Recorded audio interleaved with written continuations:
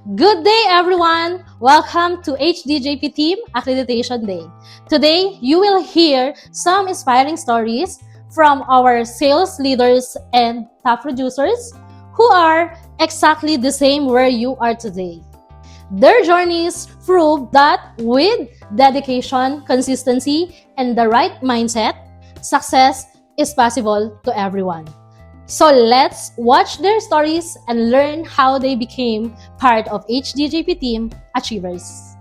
Hi, I'm Cherry Coloma, a senior salesperson of HDJP Team, and I have been in the real estate industry for 2 years. I'm Giselle Villas Canites. I am senior salesperson with the HDJP Team, and I have been 4 years in the real estate industry. I'm Joan Diaz, a senior salesperson of HDJP Team, serving in the real estate industry more than 4 years.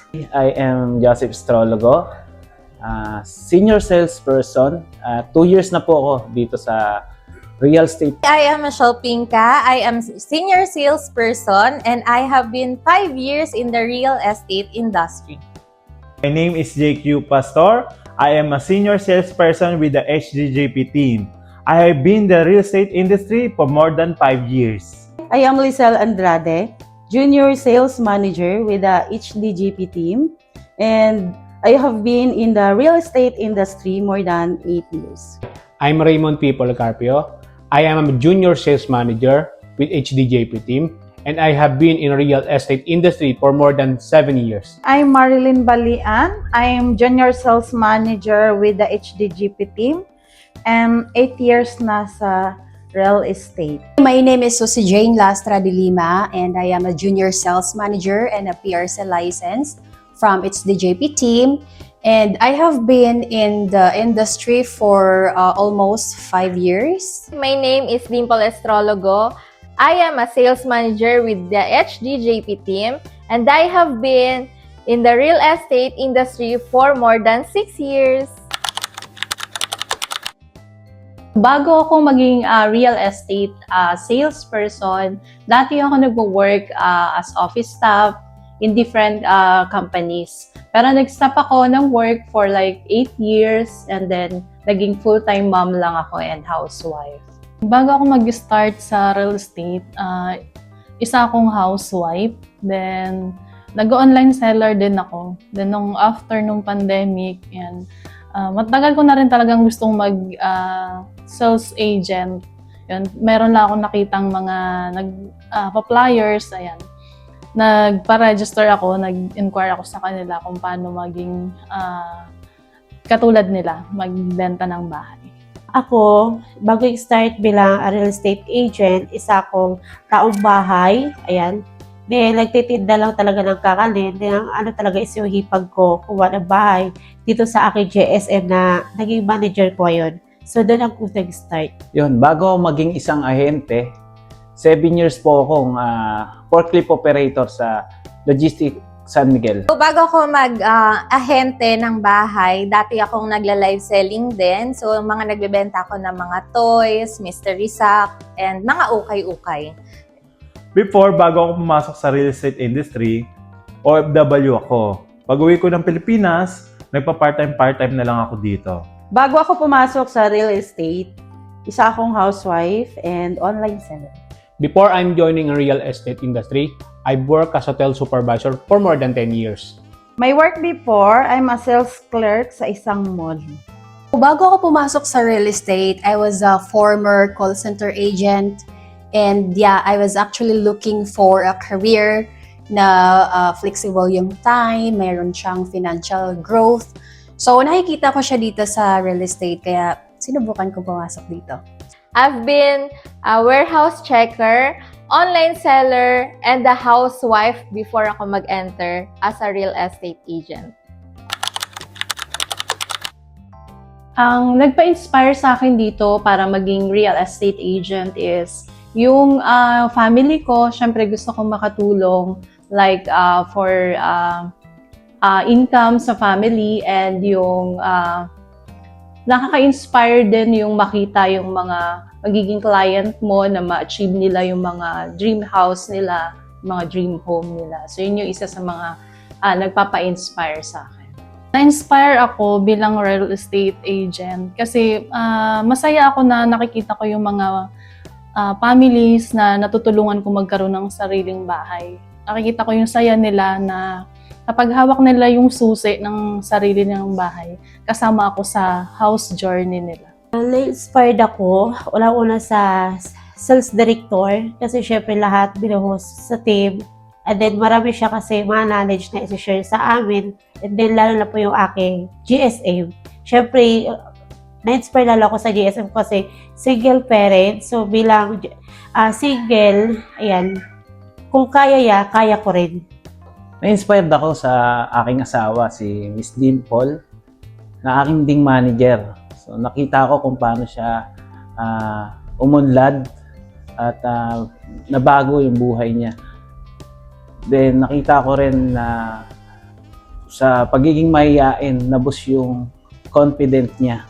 Ang nag-inspire sa akin na pumasok dito sa real estate industry is yung ate ko, which is ang aking sales manager na si Ma'am Dimple. So, siya yung nag-inspire sa akin kasi mas nauna siya sa akin mag-ahente. And then, same lang naman siya ng ginagawa sa pag-uukay, pag-live selling, pagpo-posting. So, bukod doon, dito kasi is malaki yung kita. Before, bago ako pumasok sa real estate industry, nawala kasi yung father ko.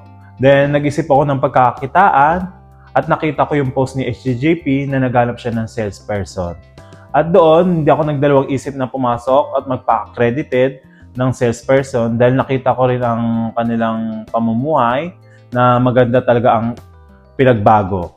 At doon, na-inspire ako na pumasok dito sa real estate industry. Naging inspirasyon ko yung family ko.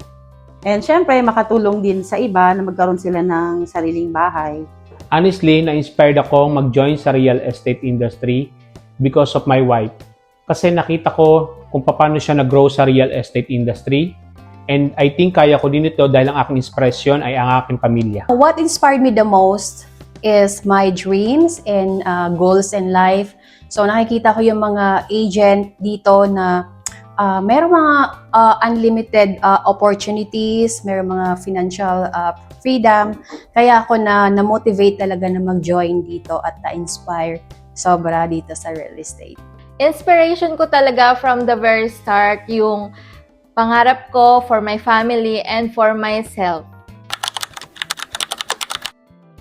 Na-excite talaga ako kasi nakita ko yung opportunity na to and nakita ko kung gaano kalaki yung potential na pwede ko ditong ma-earn and hindi lang yung earnings pati yung knowledge na pwede kong makuha. Kinakabahan ako tapos na-challenge din kasi bago sa akin yung ganitong real estate, wala akong experience, then excited to learn. Kinakabahan pero masaya kasi may bagong opportunity bilang ahente. Excited kasi alam ko makakasama ko na yung asawa ko sa trabaho, then alam ko na masayang grupo yung masasamahan ko. So, syempre, kabado and excited din dahil hindi pa naman ako sobrang familiar pagbebenta ng bahay. So, nandiyan naman yung sales manager ko para tulungan ako. As a new real estate agent, excited pero na-challenge ako dahil iba yung pinanggalingan kong industry before. And dati hindi po ako masyado nakikipag-usap sa maraming tao. Nung nag-uumpisa ako, excited ako dahil alam kong may bagong opportunity at kikita ako. Well, honestly, I felt so nervous and overwhelmed because I know that there's so much to learn in this industry and I feel shy kasi 'di ba I got zero knowledge sa pagbebenta ng mga bahay. But then I always believe that knowledge can be learned. So in-embrace ko siya. I feel overwhelmed and takot. I'm afraid kung may magtitiwala ba sa akin, may maniniwala ba sa akin, and kung kaya ko ba to. Yung unang benta ko naman dito is napaka-happy ko talaga kasi hindi ko rin nakakalain na merong magtitiwala sa akin na kahit hindi ko kakilala. Yung first sale ko kasi dito is from an OFW. Yung first sale ko, unforgettable siya kasi doon ko napatunayan na kaya ko pala at may mga taong magtitiwala sa akin. Masaya kasi unang buyer ko is yung pinsan ng asawa ko. Then, natutuwa ako kasi yung asawa nun is OFW. Natulungan ko sila makamit yung kanilang dream house hanggang sa nakalipat na sila sa Westdale. Siyempre, masaya kasi nagkaroon na ako ng ambag sa team at nadagdagan yung confidence ko. So, yung first ice break sale ko is very happy ako dahil syempre meron taong naniwala at nagtiwala sa'yo. And then, hindi kasi kami nag-meet nung first buyer ka na yon dahil pre-pandemic pa siya. So, yun, super happy ng first ice break sale ko. Grabe yung first sales ko dahil may cash buyer agad ako. Doon ko na-appreciate na nagtiwala si sir sa amin. At first time yun dahil maraming agent na nagpe-pray na magkaroon ng cash buyer. Hindi ko makakalimutan yung first sale ko is sa Bella. Under siya ng My City Homes. So, syempre masaya kasi naka-ice break sale ako. Doon nag-boost yung confidence ko, mas lumakas yung loob ko na posible pala na kaya ko palang bumenta. Yung per sale ko is yun dun sa Northdale Villas. Siyempre, una, nakakakaba. Pero habang nakikipag-communicate na ako sa client, nagiging confident na rin ako sa mga sinasabi ko. Memorable ang aking first sale dahil siya ay OFW.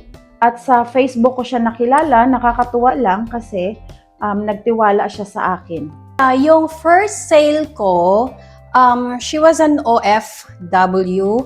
So, unang-una talagang kinakabahan ako kasi 'di ba, I have to gain the trust of my client. So, nung na-close ko yung deal, I was very grateful. Sobrang saya ko talaga kasi parang hindi ko ma-imagine na nakapag-close ako, na nagtiwala sa akin yung buyer kahit hindi niya pa ako kilala. I remember my first sale was so overwhelming. Parang sasabog yung puso ko sa saya kasi, may nagtiwala sa akin, may naniwala sa akin, may nag-inquire, may nagpa-trippy and then nag-reserve. So, very, ako doon, overwhelmed and ang saya-saya ng puso. Malaking changes din nung naging real estate salesperson na ako kasi before parang gusto ko yung kontento na ako sa ganito, sa ganyan. So, pero nung naging real estate agent ako, parang mas na-realize ko na meron pang mas malawak na pwede kang maging opportunity and mas mag-set ka ng another goal mo in life and another dream, diba? Mas na-improve yung aking pakikipag-communication, tsaka discipline, tsaka nagkaroon ng responsable sa trabaho. Nakapagbago sa akin sa real estate ay ugali ko. Kasi kung dati maldita, so ngayon parang binabalance ko na para sa mga magiging client, ayan. And then, malaki pinagbago sa akin pagdating sa real estate kasi nadi-discipline ako sa sarili ko. Sobrang dami. Katulad na lang ng communication skills, hindi pa naman ganun kagaling pero malaki na yung pinagbago. Then, naging responsible at dating mahihiyain sa camera, dating takot sa camera.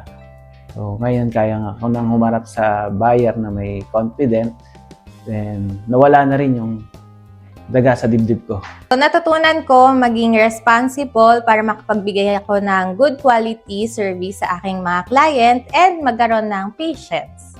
Personally, binago ni real estate ang confident ko kung paano makapag-communicate sa other people, and professionally, nabigyan ako ng freedom sa oras. Ang nabago sa akin dito sa real estate, nagkaroon ako ng confident na maayos na nakikipag-usap sa aking mga client.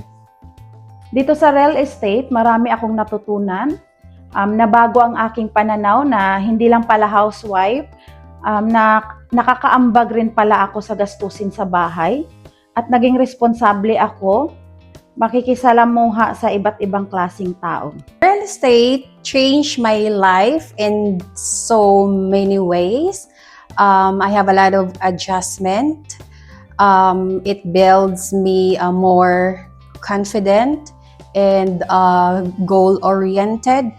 And of course, individual growth. Kasi from salesperson, I was being promoted to senior salesperson hanggang naging junior sales managers. Personally, I changed a lot for my personal development.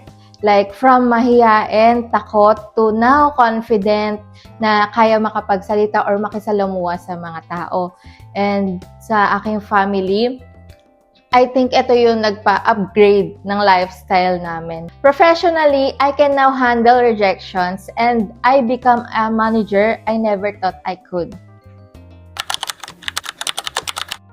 Yes, paunti-unti nakakapag-pundar ng mga gamit sa bahay.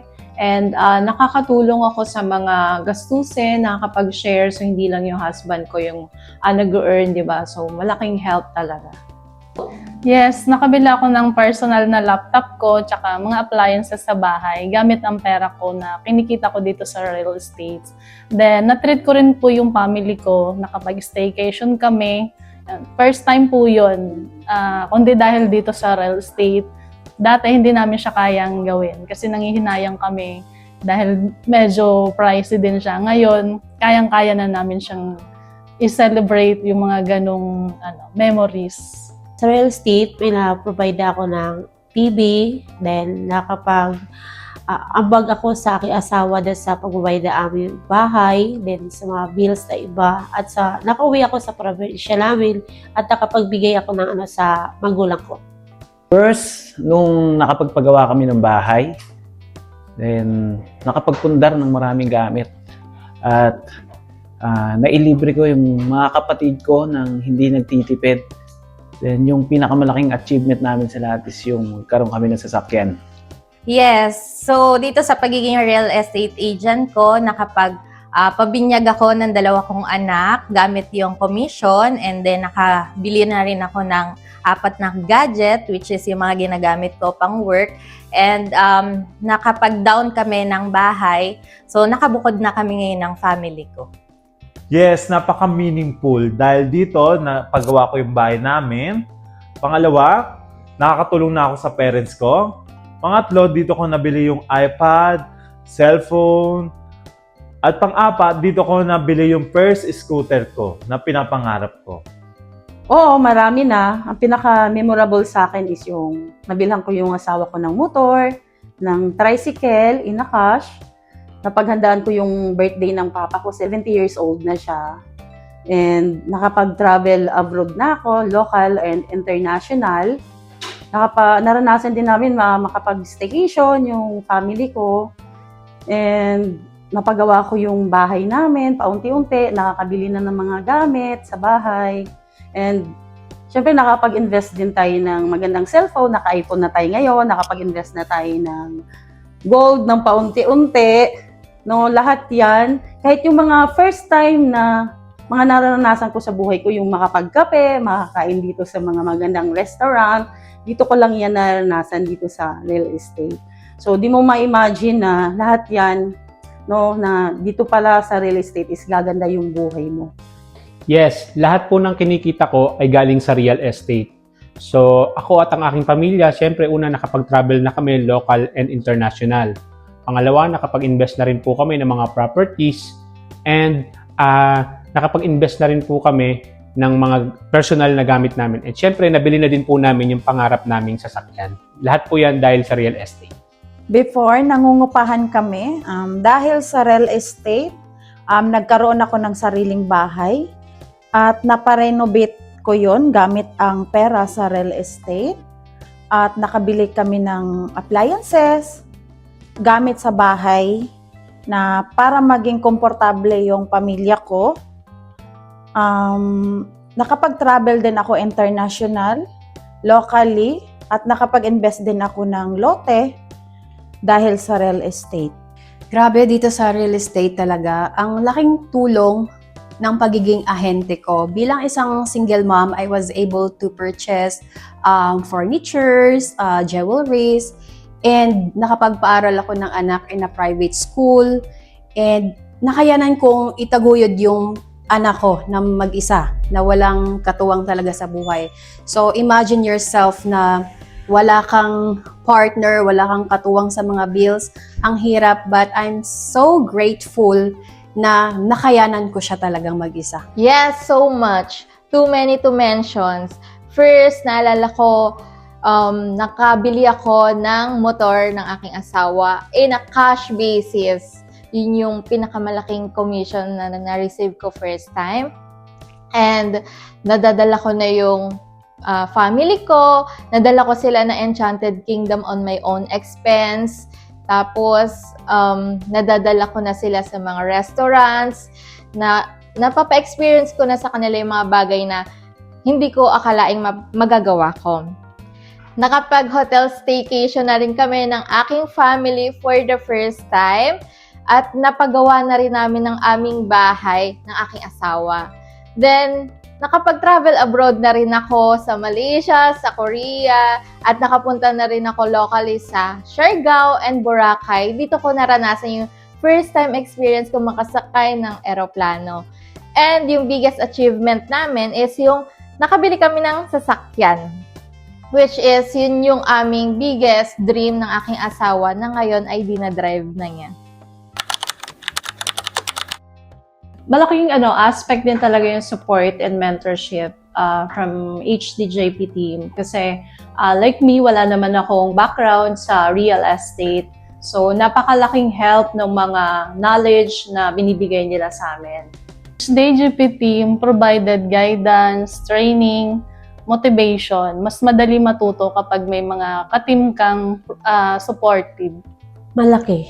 Dahil sa knowledge pa lang, ayan, ang laki ng support sa akin at marami akong natutunan dito sa HDJP team. Dito sa HDJP, may teamwork at patuloy ang learning. Then talagang hinahasa kami na maging mahusay na ahente. Yes, kasi dito sa HDJP team, simula leaders hanggang sa co-agent is nagtutulungan and tuturuan kanila. Dito sa HDJP team, laging pinapaalala sa amin yung pangarap namin gusto namin makamit. At sinusuportahan para sa aming ma-achieve ang aming annual sales target.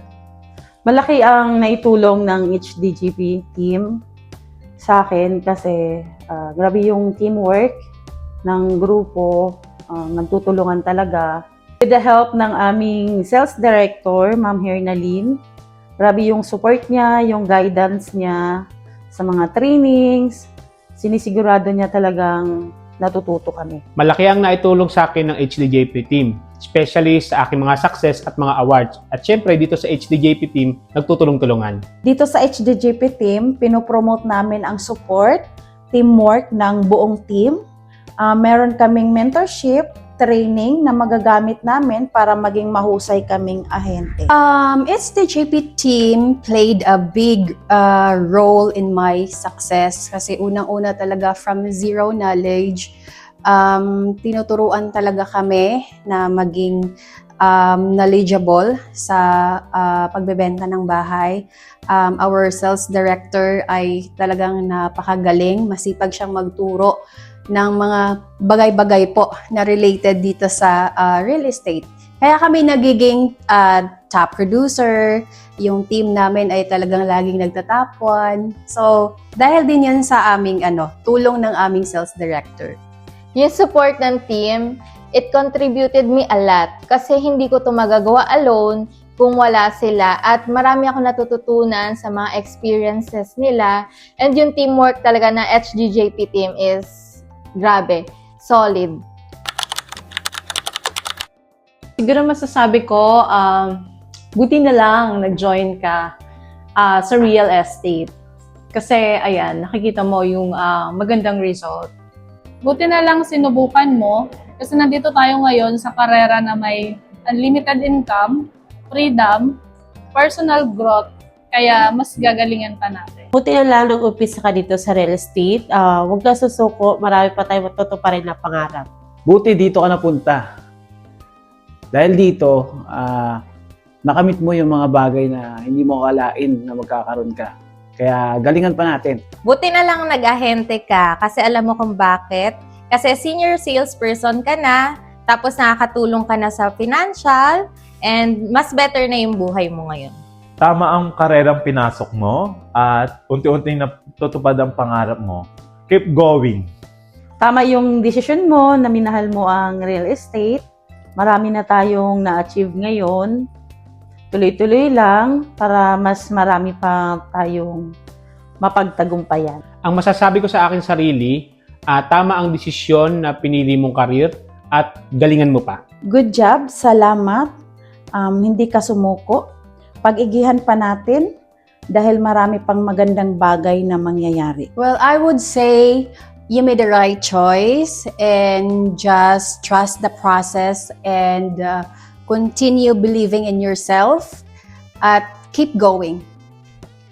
Malayo ka pa pero ang layo-layo mo na. Hindi na tayo tulad ng dati self. Ang dami mo nang naging achievements, ang dami mo nang naranasan, pero tuloy lang para sa pamilya, para sa sarili, para sa pangarap. Biggest reward is yung mga recognition na napapasama ko, di ba? And yung promotion and yung friendship within the team and yung nagiging friend mo na rin yung mga nagtitiwala sa akin ng mga buyers. Yung makita yung mga client na masaya sila habang inaabot yung susi ng bahay nila. Then, yung personal reward ko, yung maging top 1 ako as salesperson for whole year.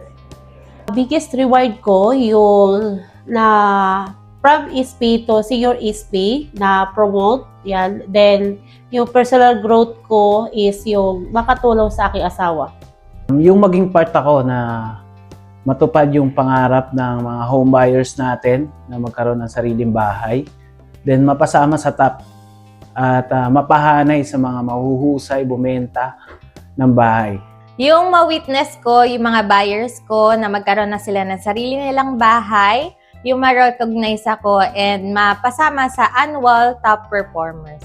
The greatest reward in the real estate industry is the making a positive impact sa buhay ng tao. Matulungan ang pamilya na mahanap ang pangarap nilang tahanan at makabuo ng samahan sa iyong client ay na yata ang fulfilling na achievement sa ating career. At higit sa lahat, sa HDJP team, hindi lang pagkakaibigan ang nabuo, kundi magandang pamilya. Ang biggest reward ko is recognition.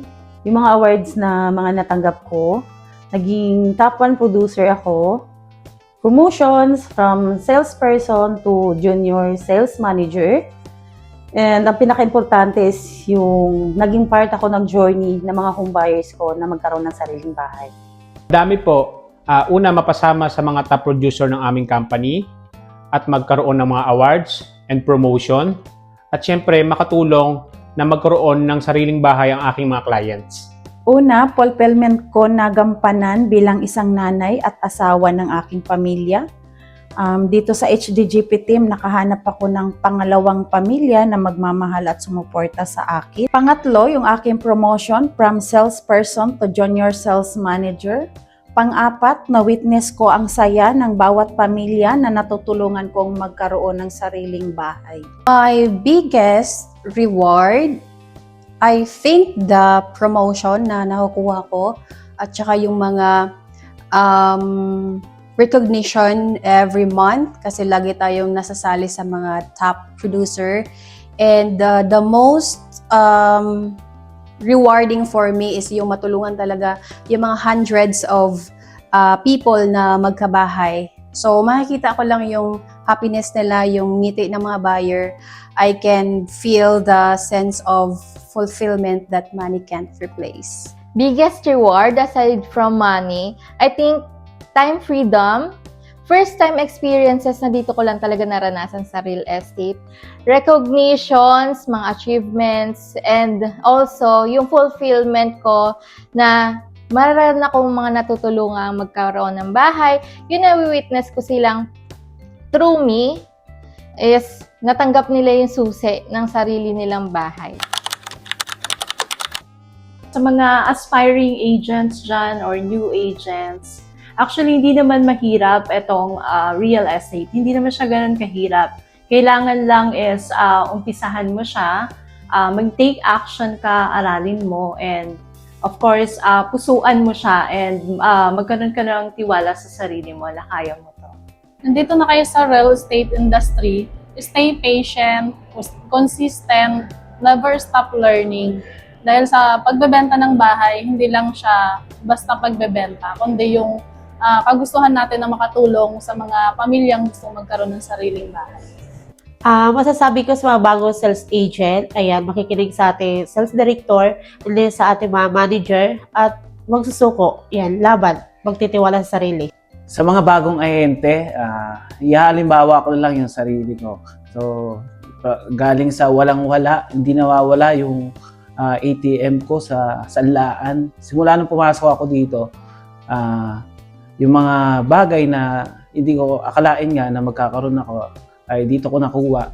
Basta maging masipag ka lang sa pagiging ahente at matyaga, dito buhay ka.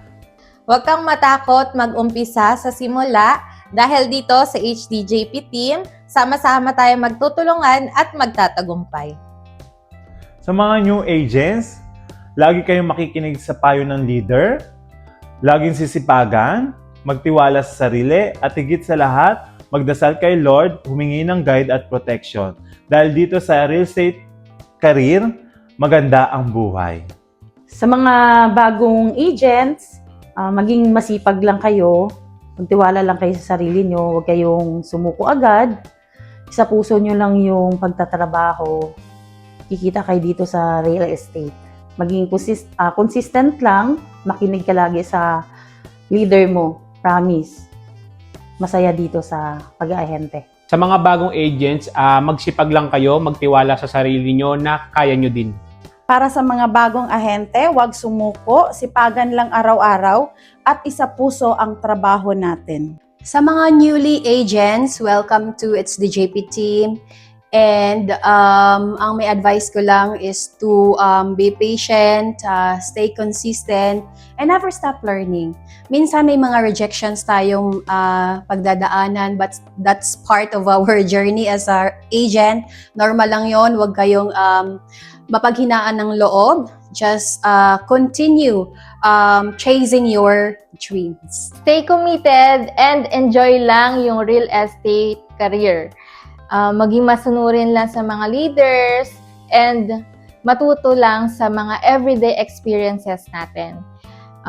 Stay consistent. Hard work lang kasi kailangan natin ng effort araw-araw. We don't know what lies ahead of us. So, magtanim lang tayo ng knowledge, i-enhance lang natin yung mga skills na meron tayo and expect the unexpected. I'm Hernaline DJ Policarpio, Sales Director of HDJP team, and I'm excited to see you all achieve success with us. Welcome to HDJP family and welcome to the House of Achievers!